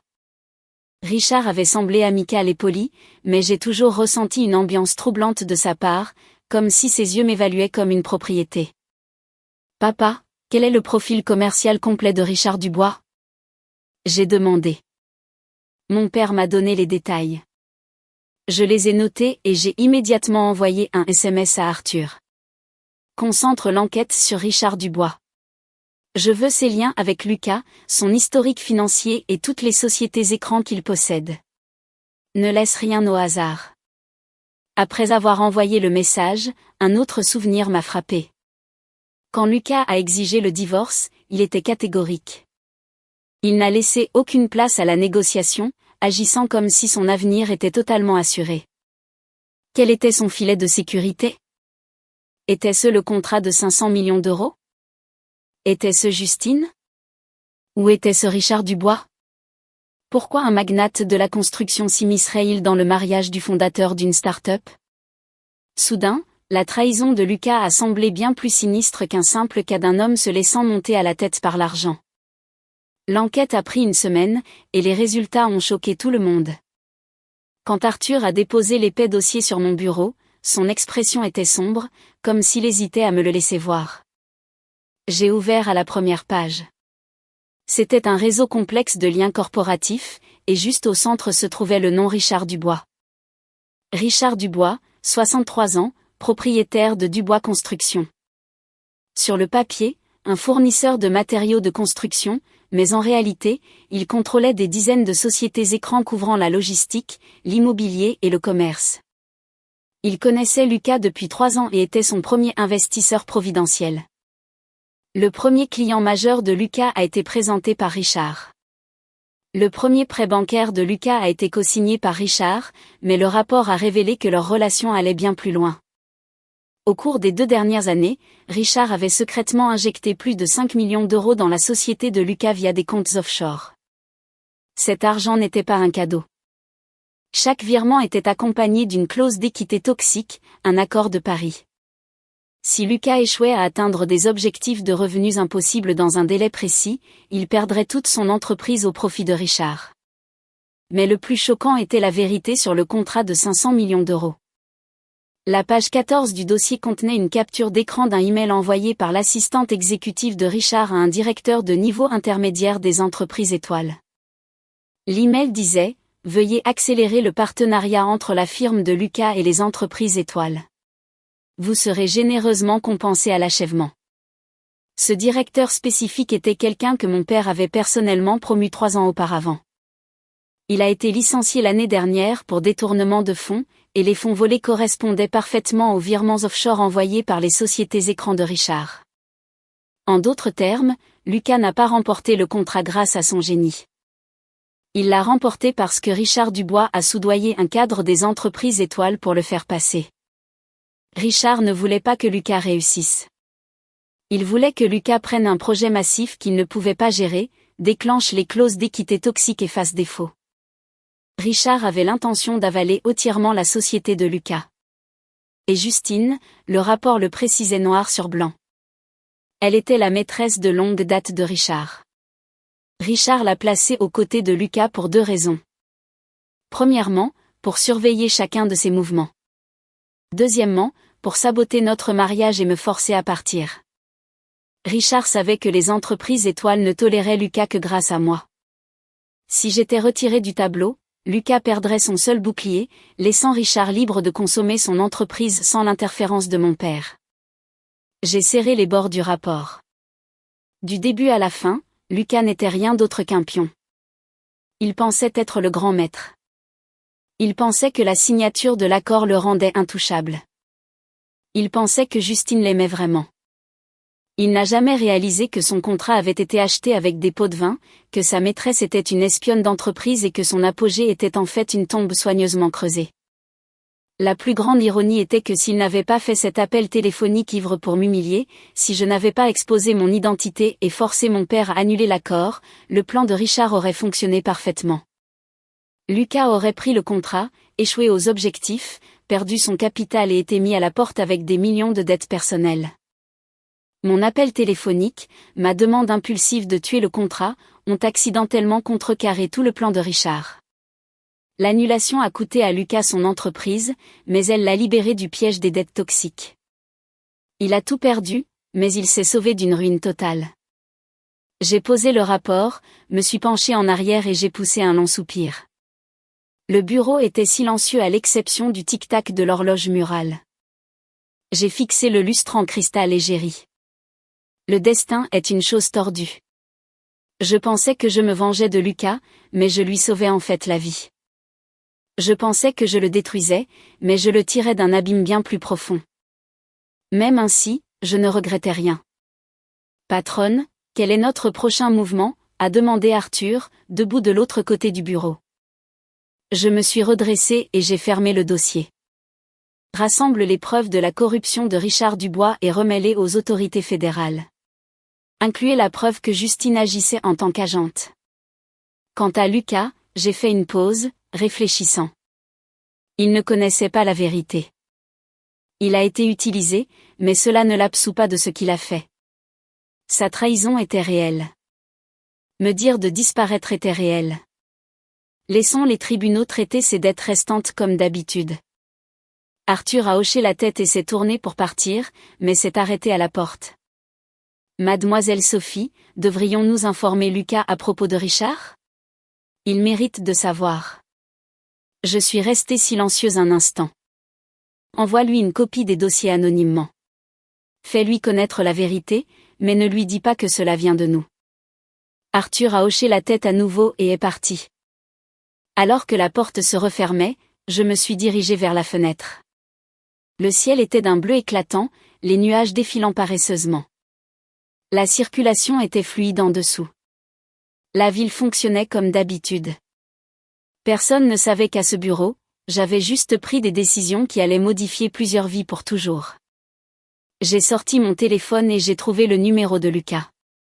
Il n'était plus enregistré dans mes contacts, mais je le connaissais toujours par cœur. Je ne l'avais jamais bloqué, mais je ne l'avais jamais rappelé non plus. Mon pouce est resté immobile sur l'écran pendant un long moment. Finalement, j'ai verrouillé le téléphone et l'ai remis dans ma poche. Il n'y avait plus rien à dire. La vérité lui appartenait, mais ma vie m'appartenait. Une semaine plus tard, Lucas a reçu le paquet anonyme. Arthur s'était arrangé pour qu'il soit envoyé à l'appartement bon marché qu'il louait. Il contenait les preuves de la corruption de Richard, les contrats d'équité toxiques, des photos de Justine et Richard ensemble, et une chronologie détaillée montrant exactement comment Richard l'avait préparé, financé et finalement planifié de le détruire. Cette nuit-là, un SMS est apparu sur mon téléphone. C'était de Lucas. « Sophie, je sais que c'est toi. » Je n'ai pas répondu. Un autre SMS est arrivé. J'ai lu les dossiers. J'ai été manipulée pendant 2 ans. Justine était l'espionne de Richard. Le contrat était un coup monté. J'ai été un idiot absolu du début à la fin. Je n'ai pas répondu. Un 3e SMS a suivi de près. Je sais que tu ne veux pas me parler, mais tu dois savoir à quel point je regrette tout. Pas seulement la perte du contrat. Je regrette cet appel téléphonique. Si je n'avais pas fait cet appel, tu ne serais pas parti. Tu n'aurais pas révélé qui tu étais. Le contrat aurait été conclu et Richard m'aurait détruit. Cet appel téléphonique m'a sauvé la vie. Tu te rends compte ? J'ai fixé le message pendant un long moment. Il avait raison. S'il n'avait pas appelé, tout se serait déroulé exactement comme Richard l'avait prévu. L'appel téléphonique destiné à m'humilier a fini par être son salut. Quelle blague cruelle de l'univers. J'ai tapé une seule phrase. Je ne t'ai pas sauvé. Je ne faisais que me protéger. J'ai appuyé sur envoyer, puis j'ai jeté le téléphone de côté, ignorant tout le reste qu'il avait écrit. Au cours des jours suivants, les SMS de Lucas ont afflué. Je les ai tous ignorés. Il a dit qu'il avait confronté Richard, qui a tout nié. Il a dit qu'il avait failli en venir aux mains avec lui. Il a dit que Justine était retournée dans sa ville natale et qu'il n'avait aucune intention de la retrouver. Il a dit qu'il avait remis les contrats d'équité frauduleux de 5 millions d'euros à un avocat pour poursuivre Richard en justice pour fraude. Il a dit qu'il voulait me voir une fois pour s'excuser en face à face. Je n'ai jamais répondu. Certaines choses ne peuvent être réparées avec des excuses. Quand il tenait Justine et me disait de partir, a-t-il pensé à s'excuser ? Quand il célébrait dans cette chambre d'hôtel, a-t-il pensé qu'il le regretterait un jour ? Quand il m'a dit de partir sans rien, a-t-il pensé qu'il me supplierait un jour de revenir ?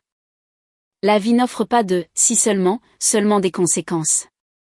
À la fin du mois, les entreprises étoiles ont organisé un énorme sommet de l'industrie dans le plus grand hôtel de luxe de la ville. En tant qu'organisatrice principale, je portais un élégant tailleur pantalon noir, mes cheveux tirés en un chignon soigné avec un maquillage minimaliste. J'avais l'air chic et professionnel. Mon père se sentait mal, alors il m'a confié l'intégralité de l'événement. La salle de bal était pleine de plus de 300 magnats et cadres de l'industrie. Je me tenais au pupitre, prononçant le discours d'ouverture. Ma voix était posée, exposant clairement et avec confiance la vision stratégique des entreprises étoiles. La salle était silencieuse. Les gens écoutaient attentivement, certains prenaient des notes. À mi-parcours de mon discours, j'ai remarqué un homme se glisser au tout dernier rang et s'asseoir dans un coin sombre. Il portait une veste grise délavée. Ses cheveux étaient longs et il semblait ne pas s'être rasé depuis des jours. J'ai immédiatement reconnu Lucas, mais je n'ai pas rompu mon rythme. J'ai terminé mon discours sous des applaudissements polis, puis je suis descendu pour socialiser. J'ai passé l'heure suivante à serrer des mains, à échanger des cartes de visite et à sourire professionnellement. Bien que mon esprit ait parfois dérivé vers l'homme au dernier rang. Quand j'ai eu fini de réseauter, la salle de bal était presque vide. Je me suis dirigé vers le dernier rang. Lucas était toujours assis là, fixant ses genoux, attendant.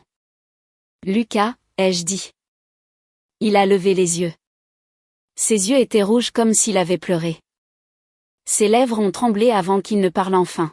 « Sophie, tu as changé. » Je n'ai pas changé, ai-je répondu.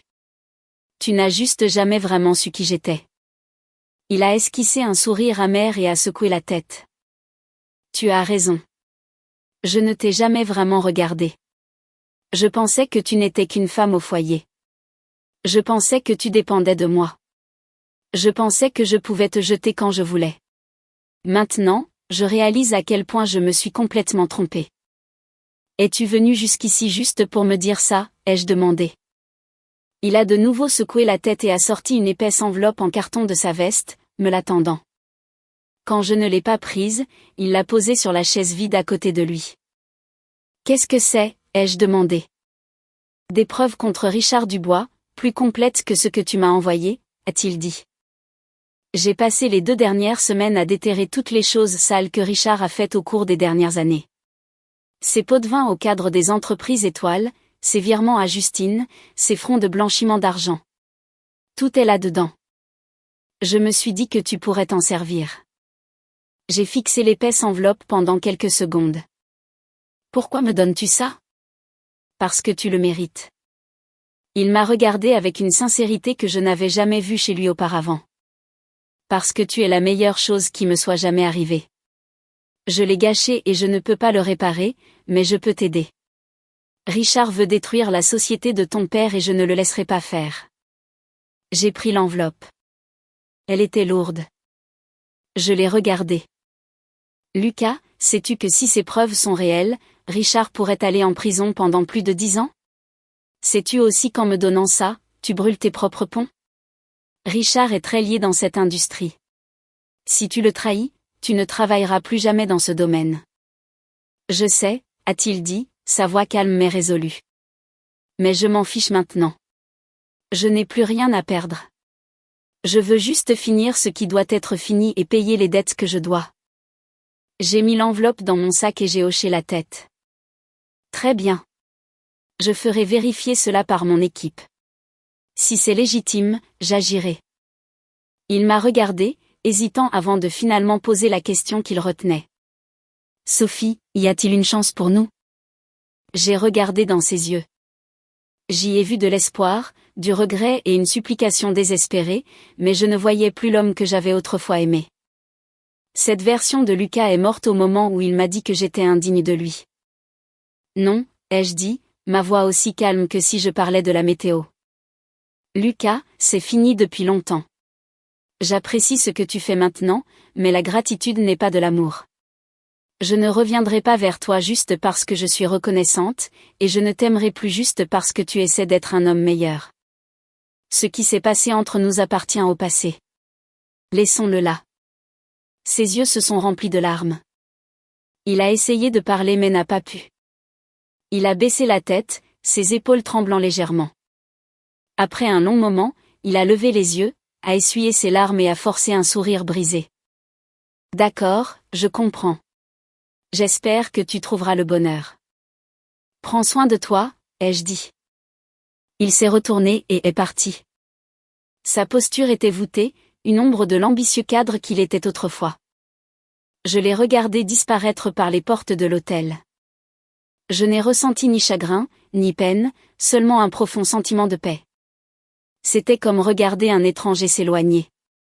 De retour dans ma voiture, j'ai ouvert l'enveloppe. Elle était remplie de relevés bancaires, de photocopies de contrats, de mails imprimés et de photographies. Une photo montrait Richard et Justine en vacances à la plage, riant ensemble. Le site était éclatant. J'ai remis les dossiers à Arthur pour qu'il les vérifie et les traite. Arthur a examiné les documents et a levé les yeux, le visage grave. Mademoiselle Sophie, c'est bien plus complet que ce que nous avions. Si cela est vérifié, Richard prendra au moins 10 ans. Qui vous a donné ça ? Un ami, ai-je dit. Arthur n'a pas insisté. Les choses ont ensuite évolué rapidement. Une fois les preuves soumises au parquet fédéral, Richard Dubois a été inculpé. 3 mois plus tard, il a été jugé. Reconnu coupable de corruption d'entreprise, de fraude et de blanchiment d'argent, Richard a été condamné à 12 ans de prison fédérale. Tous ses biens et ses sociétés écrans ont été saisis. Le magnate de la construction qui contrôlait autrefois l'industrie était désormais un détenu fédéral. Justine, bien que non directement impliquée dans la corruption, a été enquêtée pour avoir reçu des fonds illicites. Elle a perdu son emploi de caissière dans une épicerie de village. La famille de son mari l'a mise à la porte par honte. Elle aurait essayé de retrouver Lucas, mais il a refusé de la voir. Quant à Lucas, après m'avoir remis les dossiers, il a disparu. Pas entièrement du monde, mais entièrement de ma vie. Il a cessé d'envoyer des SMS, de m'attendre devant mon bureau et d'apparaître près de moi. J'ai entendu de Madame Dupont qu'il avait quitté la ville et s'était installé sur la côte méditerranéenne. Il a trouvé un emploi sur les quais, chargeant et déchargeant du fret, gagnant peut-être 3 000 € par mois. Au téléphone, Madame Dupont a dit « Sophie, pourquoi a-t-il dû ruiner sa vie comme ça ?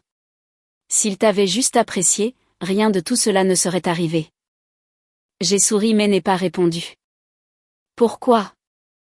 Parce que les gens doivent suivre le chemin qu'ils choisissent, même si cela les détruit. Lucas a choisi le mauvais chemin. Il s'en est rendu compte à mi-chemin, mais il n'y avait pas de retour en arrière possible. Tout ce qu'il pouvait faire était de continuer jusqu'au bout et, espérons-le, de trouver une nouvelle route pour recommencer. Je ne le haïssais plus. Je l'ai haï. Je l'ai haï suffisamment pour le vouloir mort. Mais en le voyant assis au fond de cette salle de bal, trop honteux pour me regarder, et en apprenant qu'il se brisait le dos sur les quais, la haine s'est estompée. Haïr quelqu'un est épuisant. Cela prend plus d'énergie qu'aimer quelqu'un. J'ai refusé de perdre plus de temps à le haïr. J'avais des choses plus importantes à faire, comme faire grandir l'entreprise de mon père, comme forcer mon père à passer un bilan de santé complet parce que son estomac le dérangeait, comme tourner la page sur mon passé désordonné et me concentrer entièrement sur l'avenir. 3 mois plus tard, les entreprises étoiles ont officiellement lancé le chantier du campus d'énergie verte de 2 milliards d'euros. En tant que chef de projet, j'ai assisté à la conférence de presse. Je portais une simple robe blanche, mes cheveux lâches, avec un maquillage léger. J'avais l'air beaucoup plus détendu que d'habitude. Après la cérémonie, un journaliste m'a poursuivi. Mademoiselle Sophie, la rumeur dit que votre ex-mari a perdu un contrat de 500 millions d'euros à cause de votre divorce et a ensuite fait faillite. Avez-vous un commentaire ? J'ai regardé le journaliste, j'ai souri et j'ai donné une citation que les médias ont fait circuler pendant des semaines. Il n'a pas perdu 500 millions d'euros. Il a perdu quelqu'un qu'il aimait vraiment. Quant à moi, je n'ai perdu que quelqu'un qui ne m'aimait pas. Qui, selon vous, a perdu le plus ? Le journaliste a été stupéfait, puis a hoché la tête frénétiquement. Je n'ai pas dit un mot de plus, montant dans ma voiture et disant au chauffeur de me ramener à la maison. Tandis que la voiture traversait les rues familières, passant le quartier où Lucas et moi vivions autrefois, j'ai jeté un coup d'œil par la fenêtre. Les bâtiments étaient les mêmes. Le restaurant local était toujours là. Madame Dupont arrosait probablement toujours ses plantes sur le balcon. Tout était exactement comme avant, sauf que je n'en faisais plus partie. La vie continue. Les gens vont et viennent. Les désastres arrivent et puis ils passent. On pense que le ciel tombe, mais il ne tombe jamais vraiment. La seule chose qui tombe, ce sont les murs de notre propre esprit. Une fois que les murs s'effondrent, la lumière du soleil peut enfin vous atteindre. La voiture s'est engagée dans une banlieue calme et chic et s'est arrêtée devant une maison moderne à 2 étages avec un petit jardin. J'avais planté des tournesols dans la cour avant. Je suis sortie, j'ai déverrouillé la porte et je suis entrée. La maison était silencieuse. Un bouquet frais de lys était posé sur la table basse, envoyé par mon père. La carte jointe disait « Le travail acharné paie, ma chérie. Viens dîner ce week-end. » J'ai souri, tenant la carte. Mon téléphone a vibré. C'était un message vocal de Madame Dupont.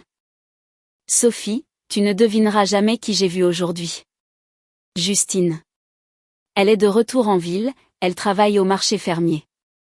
Elle avait l'air complètement débraillée, portant de vieux vêtements. J'ai volontairement acheté des légumes à son stand et elle ne m'a même pas reconnue.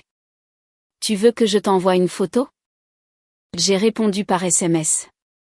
Pas besoin. Je n'ai aucun intérêt pour Justine. Sa misère ne me regarde pas. Elle a choisi son destin et je n'ai pas besoin de gaspiller mes émotions pour elle. J'ai posé mon téléphone, attaché un tablier autour de ma taille et commencé à préparer le dîner.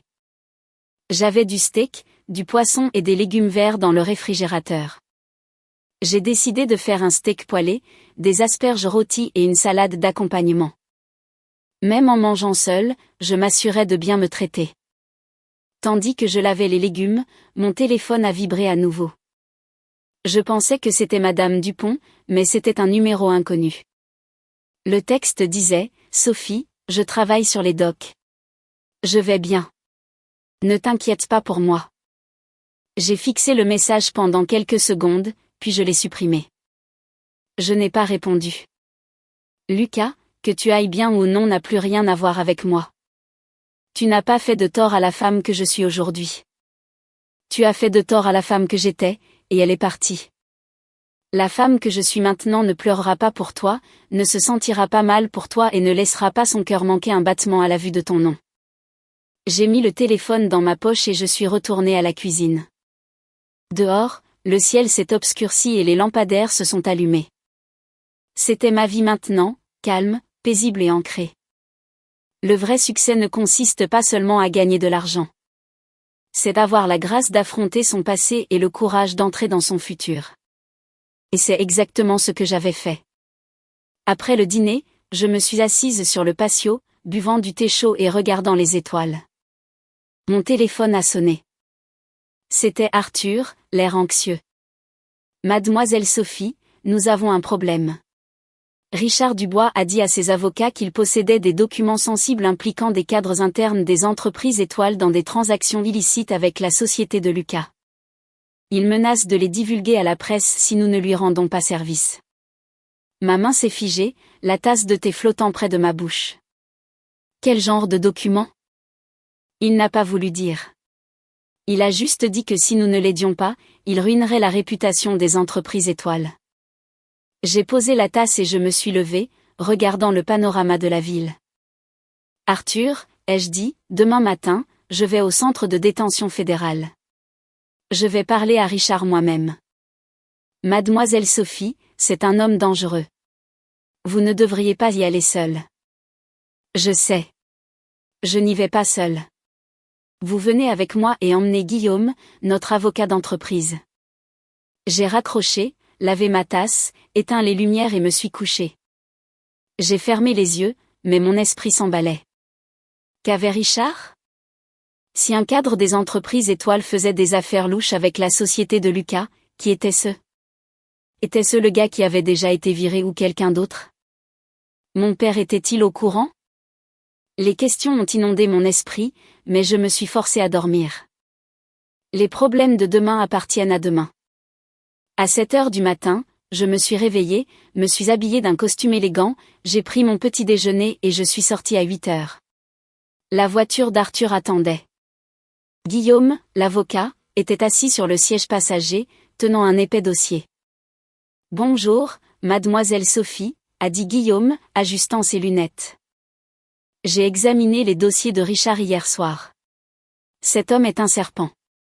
Ne croyez pas un mot qu'il dit, mais ne le rejetez pas entièrement non plus. » J'ai hoché la tête, je me suis assise sur la banquette arrière et nous sommes partis pour le centre de détention. Après avoir passé la sécurité, nous avons attendu dans la salle des visites. Richard a été amené, vêtu d'une combinaison orange. Son crâne était rasé et il avait considérablement perdu du poids. Ses pommettes étaient saillantes, ses yeux enfoncés, mais son regard était toujours aussi perçant qu'un couteau. Il m'a vu et a souri. Eh bien, mademoiselle Sophie en personne, quel honneur. Il s'est assis, ses menottes cliquetant contre la table métallique. Je l'ai regardé, ma voix neutre. Richard, vous avez dit que vous aviez des dossiers à envoyer aux médias. Quels sont-ils ? Pressés, n'est-ce pas ? Il a incliné la tête, me regardant comme si j'étais une propriété. Sophie, vous savez quelle est votre plus grande force ? Vous êtes froide comme la glace, et c'est votre plus grande faiblesse. Vous étiez froide quand vous avez divorcé de votre mari. Vous étiez froide quand votre père a tué le contrat. Vous êtes froide assise ici en ce moment. Cela donne envie aux gens de vous briser. Guillaume est intervenu. Monsieur Dubois, surveillez votre ton. Richard a ricané, l'ignorant. Sophie, j'ai des dossiers. Des dossiers financiers entre la société de votre ex-mari et vos cadres. Les entreprises étoiles ont accepté des pots de vin pour émettre ce contrat. C'est de la corruption d'entreprise. Si je le donne au monde économique, l'action des entreprises étoiles va plonger. Arthur a froncé les sourcils. Vous bluffez. Les entreprises étoiles ont des règles de conformité strictes. Ne m'interrompez pas, a claqué Richard, me fixant. Allons droit au but. Je peux enterrer les dossiers, mais j'ai besoin d'une faveur. Ma fille fréquente une grande université. Avec mes biens gelés, ses frais de scolarité sont coupés. Vous mettez en place un fonds fiduciaire de 500 000 € pour son éducation, et je détruirai les preuves. J'ai plongé mon regard dans ses yeux. J'y ai vu de la cupidité, de la ruse et une légère trace de désespoir. Il bluffait. Si les dossiers étaient vraiment explosifs, il n'aurait pas attendu si longtemps, et il aurait exigé bien plus que 500 000 €. Il voulait juste me faire croire qu'il avait un levier. Montrez-moi les dossiers, ai-je exigé. Richard a hésité, puis a sorti une clé USB de sa poche et l'a fait glisser sur la table. Guillaume l'a branchée sur son ordinateur portable. Il a ouvert quelques PDF et scans bancaires. Son visage est devenu pâle. Mademoiselle Sophie, regardez ça. Guillaume a tourné l'ordinateur portable vers moi. C'était un relevé de virement bancaire. L'expéditeur était un compte offshore. Le destinataire était un vice-président actuel de la division des achats des entreprises étoiles. Le montant n'était pas énorme, 50 000 €, mais la ligne de mémo disait « Prime de sincérité du partenariat ». Mon cœur s'est serré, mais mon expression n'a pas changé. Richard, j'ai levé les yeux. Où avez-vous obtenu cela? Ça n'a pas d'importance, a ricané Richard. 500 000 €. Est-ce qu'on fait affaire ou non? J'ai analysé le document. Le virement a eu lieu 3 jours après la signature du contrat, pas avant. Cela ressemblait plus à un pot de vin qu'à une corruption pour obtenir l'accord. Étage 50 000 €, c'était pratiquement de la petite monnaie dans le cadre d'une fraude d'entreprise. Ce dossier est incomplet, ai-je déclaré fermement. L'expression de Richard a vacillé. Si vous aviez le grand livre complet, vous l'auriez fourni. Vous nous avez seulement donné le reçu du virement, pas les relevés bancaires. Je me suis penché plus près. De plus, 50 000 € n'atteignent même pas le seuil d'une enquête fédérale sur la corruption d'entreprise. Vous bluffez. Le visage de Richard s'est durci. Il est resté silencieux, mais l'arrogance a disparu, remplacée par la colère d'être démasqué. Cela a été envoyé par votre société écran, n'est-ce pas, ai-je continué. Vous lui avez viré 50 000 € comme prime de sincérité pour conserver son matériel de chantage pour plus tard, mais avant que vous ne puissiez l'utiliser, vous avez été incarcéré. Richard m'a dévisagé. Cet exécutif est corrompu, et nous nous en occuperons en interne, ai-je dit. Mais vous ne pouvez pas prendre les entreprises étoiles en otage avec cela. 50 000 € est un problème local de RH, pas un scandale d'entreprise. Quant aux frais de scolarité de votre fille à la grande université, je les paierai. Richard s'est figé. Vous les paierez? Oui, ai-je dit, 500 000 €. Vous n'avez plus besoin de me donner de dossier. Et vous n'avez pas besoin de garder le silence.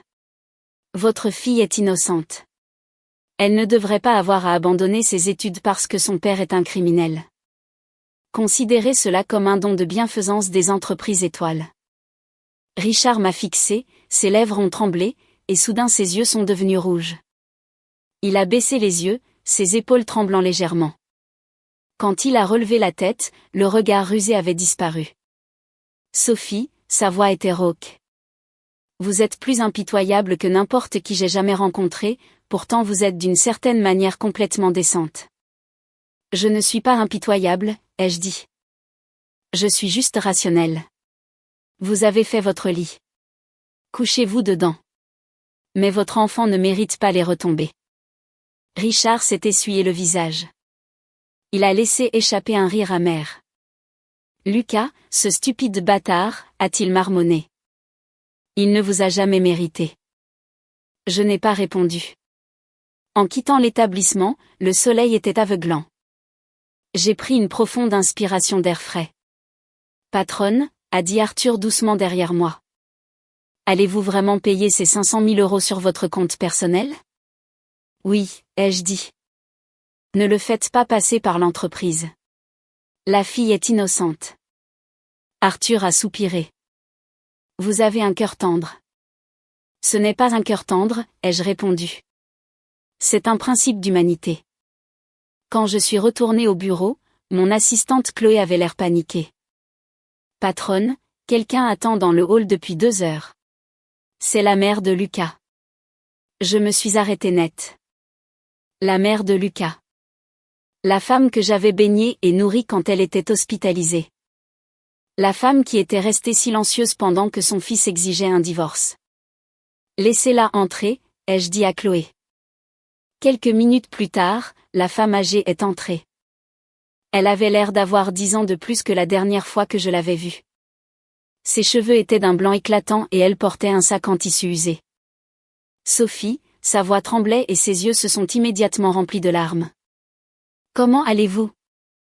J'ai désigné le canapé. Asseyez-vous, s'il vous plaît. Elle s'est assise, serrant fermement le sac. Je suis venue m'excuser aujourd'hui. Pourquoi, ai-je demandé.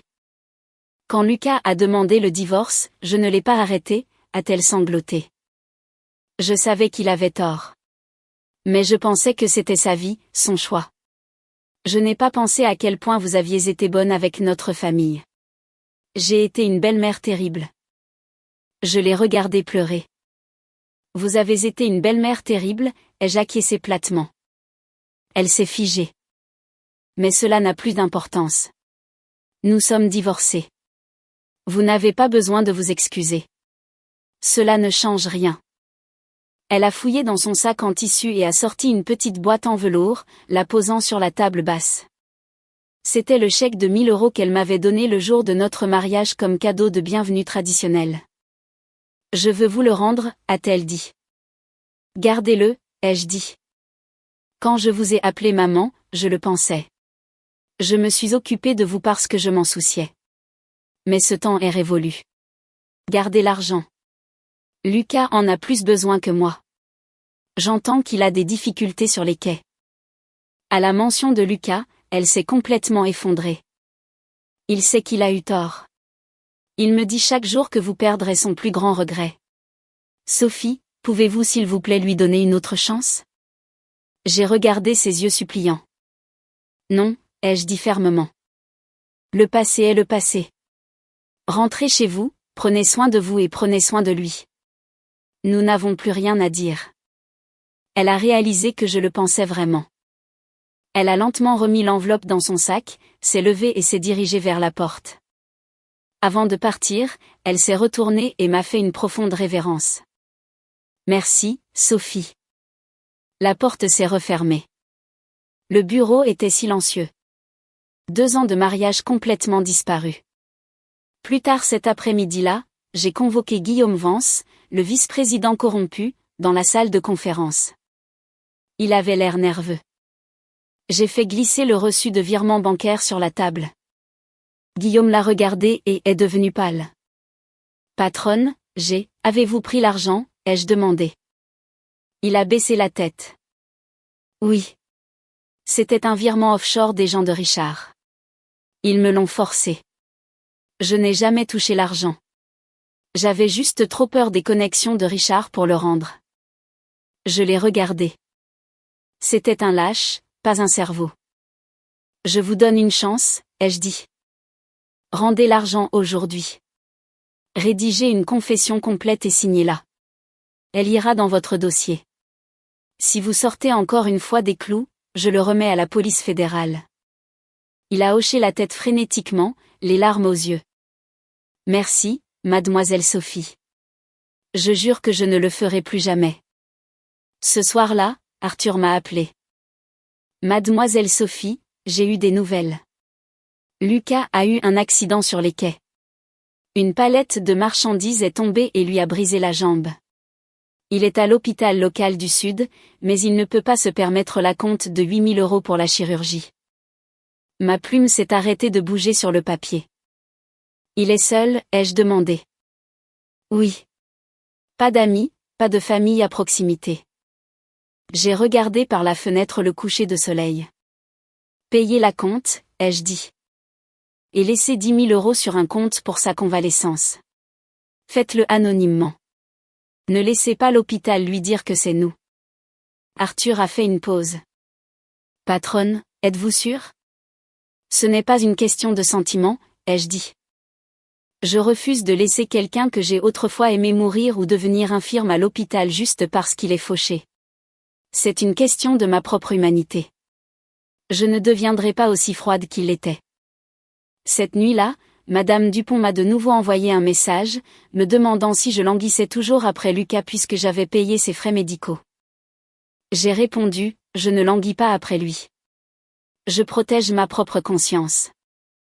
Un mois plus tard, les entreprises étoiles ont organisé leur gala annuel. C'était plus grandiose que jamais, avec plus de 800 leaders de l'industrie présents. Je portais une magnifique robe de soirée écarlate, debout à côté de mon père alors qu'il montait sur scène. Mon père a remercié nos partenaires et a ensuite fait l'annonce, l'année prochaine, je prendrai ma retraite. Je cède entièrement le poste de PDG à ma fille Sophie. Je sais qu'elle dirigera cette entreprise mieux que je n'aurais jamais pu le faire. La salle a éclaté en applaudissements. Les flashs des appareils photo ont crépité partout. J'ai souri, sentant l'immense poids de la responsabilité s'installer sur mes épaules, mais j'étais prête. Après les discours, mon assistante Chloé a murmuré, « Patronne, quelqu'un vous attend dans le salon VIP. » Je me suis approchée. Un bel homme d'une trentaine d'années, vêtu d'un costume anthracite sur mesure, s'est levé et m'a tendu la main. « Mademoiselle Sophie, je suis Daniel Leclerc, directeur chez Leclerc Investissement. » J'ai serré sa main et je me suis assise. « Monsieur Leclerc, êtes-vous ici pour discuter d'investissement ?» Il a souri, sortant un portfolio. « Nous voulons nous associer à votre campus d'énergie verte. Nous apportons des partenariats technologiques internationaux. » Il a fait une pause, ses yeux se fixant sur les miens avec un intérêt sincère. « Et personnellement, je voulais vous rencontrer depuis très longtemps. » J'ai levé un sourcil, amusé par son audace. « Parlons-nous affaires, monsieur Leclerc, ou nous faisons-nous des amis ?» « Les deux, » a-t-il dit avec fluidité. « Pourquoi pas les deux ?» J'ai ri. « Les affaires, mon équipe les évaluera. Quant à l'amitié, nous avons tout le temps. » Tandis que je m'éloignais, Chloé vibrait presque d'excitation. « Patronne, il est magnifique, réussi et célibataire. » J'ai levé les yeux au ciel avec amusement. « Concentre-toi sur le travail, Chloé. » J'ai regardé la salle de bal scintillante. Daniel Leclerc était intéressant, bien sûr, mais pour l'instant, ma priorité était l'empire que je construisais. Je venais de sortir d'un gouffre profond, et je n'étais pas pressé de sauter dans quoi que ce soit d'autre. Je prendrais mon temps. Après tout, la meilleure partie de ma vie venait juste de commencer.